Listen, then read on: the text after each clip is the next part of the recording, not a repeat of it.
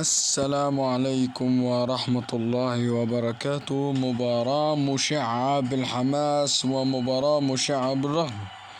النادي الأهلي ضد نادي الطلائع اللي بيقابل النادي الأهلي على استاد القاهرة الدولي. طبعا استاد كبير، استاد على أعلى مستوى.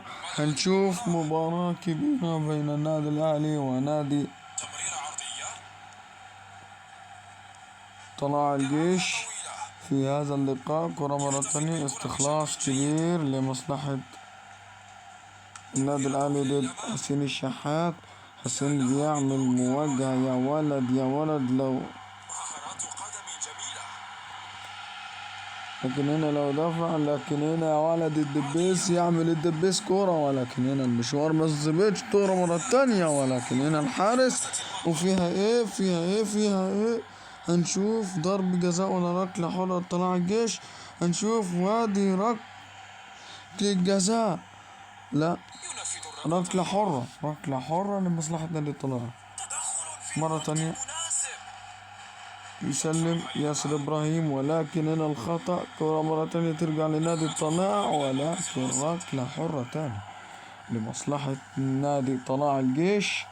شكلها مباراة هتكون مشعة، وإحنا هنكون مستمعين خلال هذا اللقاء وخلال هذا اللقاء، وإن شاء الله نستمتع بهذه اللقاء الكبير وهذه اللقاء المتعة. الصراحة يعني لقاء كبير، لقاء مليء بالحماس، مليء بالرغبات، مليء بالإمكانيات الكبيرة، ومليء طبعا كأنها دور 16. والنادي الأهلي لو عاد، يا ولد يا ولد يا ولد يا ولد يا ولد، يا قفشة عاوز يمرر، عاوز يمرر. قفشة بيدخل، قفشة بيحرك الكرة خطيرة عند إمام، ولكن هنا يا ولد يا ولد يا ولد، خطيرة كانت للنادي الأهلي. النادي الأهلي ضغط، لكن هنا بهجمة مرتدة، بهجمة مرتدة، بهجمة مرتدة، ولكن يا ولد يا ولد يا ولد، استخلاص كبير، استخلاص كبير من أشرف داري اللي يسلم عند مروان عطية. مروان يسلم واحدة حلوة وخطيرة في الجانب اللقاء، وادي كورة ركلة حرة لمصلحة النادي الأهلي. أخيرا شفنا ركلات حرة أهلاوية، وهتنفذ عن طريق مين؟ هنشوف. وادي الركلة الحرة تدخل كبير، تدخل بثبات انفعالي. الأهلي يستعدون لتسديدة سريعة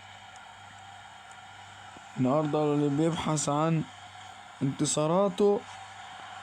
الأهلي اللي بيبحث عن مهاراته. ادي كورة عاوز يعدي، ولكن قافل نادي الدفاع طلائع الجيش، بيقفل على دفاعات النادي الأهلي. أمامنا هنا إمام عاشور يسلم، لكن يا ولد يا ولد يا ولد يا ولد يا ولد، هنا عاوز يعدي، عاوز يعدي، عاوز يعدي، عاوز يعدي، عدى. والهدف الأول للنادي الأهلي، الهدف الأول للنادي الأهلي. لسه بقول الكبير الفدائي الفلسطيني الكبير التي يعار ويضم، لا لم يعار. طبعا اللقاء، يا ولد يا ولد يا ولد يا ولد، مفسد هجمات، مفسد في الراس الحربة، يسجل للنادي الأهلي هدف التقدم، علشان النادي الأهلي بيتقدم بالهدف الأول، ويشعل المباراة على أعلى مستوى. النادي الأهلي علشان يوصل النادي الأهلي إلى الدور الحقيقي. مرة ثانية بهجمة مرتدة لنادي الطلائع، أوقفوها لاعبة الأهلي النهارده. لم تكن استحواذ، لم تكن ادي وسام ابو علي، وبالفعل انتهى الشوط الاول. هل سنرى تبديلات وتعديلات؟ طبعا شوط اول انتهى بتقدم النادي الاهلي 1-0 في هذا اللقاء. ننتظر بنا في الشوط اللقاء الثاني.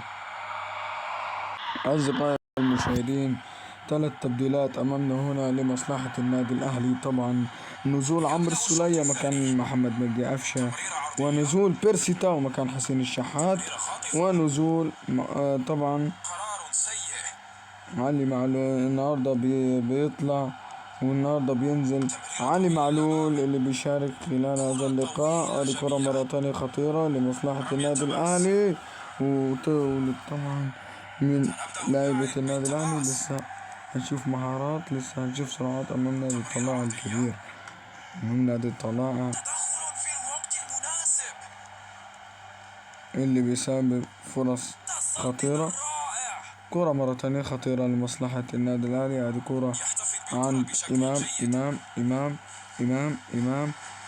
إمام يعمل تمريرة حلوة. عند كرة مرة تانية عند رضا يا ولد، لكن جملة حلوة باستخلاص حلو بهجمة يا ولد لو عدت جول، لو عدت جول، ولكن هنا خطيرة، لكن هنا كرة يا ولد، ولكن الركنية. حسين الشحات منتظر التحركات. حسين اوبا يا نهار ابيض، فرصة يا ولد يا وسام. وبقول لك وسام لازم تخاف منه، من المفترض ان تخاف منه. وسام ابو علي منتظر التحركات، وسام ابو علي بيعمل خطورة بهجمة خطيرة. وممكن مرة تانية استحواذ لنادي الطلائع وهجمات للنادي الاهلي. طبعا هجمات من غير استحواذ. الاهلي بيعمل ايه؟ الاهلي بيعمل فرص. وهنشوف بقى تحركات امام عاشور. امام لكن يا ولد يا امام طماع. امام كان عاوز يباصي عند حسين الشحات. طول ترد مرة تانية خطيرة لمصلحة النادي الكبير، النادي طلائع الجيش صراحة، اللي عامل دفاع كبير وعامل دفاع خارق وعامل كمان دفاع. لا طبعا كرة مرة تانية ومخالفة للمصلحة، ومخالفة كبيرة النهاردة يعني. دفاع طبعا كبير. ادي رضا سليم كان بيخترق، وراه كان النجم الكبير. مين اللي هيلعبها؟ هنشوف. ركلة حرة وسام اعتقد، وسام ولكن خطيرة للنادي الاهلي. جول. لسه بقول ياسر ابراهيم يخترق ويعمل هجمات. يا ولد عجبني الهدف، عجبني بركلة حرة. وسام ابو علي اخترقت من الدفاع، جت في ياسر شطها. ايه اعتقد ده مش ياسر. مين اللي شطها؟ هنشوف مين اللي شطها. بالفعل ياسر ابراهيم هو اللي اخترق وعمل توازن. لسه يا ولد. اوه بهجمات مرة تانية خطيرة لمصلحة النادي الاهلي. هنا خطيرة ولكن الدفاع. لا قول لي مين ولا المين. يا ولد قلت لك مفسد الهجمات يا حرامي. مفسد الهجمات والفداء الفلسطيني. ربنا يحمي بلدك يا ابني. يا نهار ابيض. ايه ده؟ ايه المباراة دي؟ لا صل على النبي، مباراة مش كده. يا نهار ابيض، مباراة قوية. يا ليلة مرة تانية أهلوية خطيرة كانت للنادي الأهلي في اللحظة. وبالفعل الأهلي يحسم مواجهاته.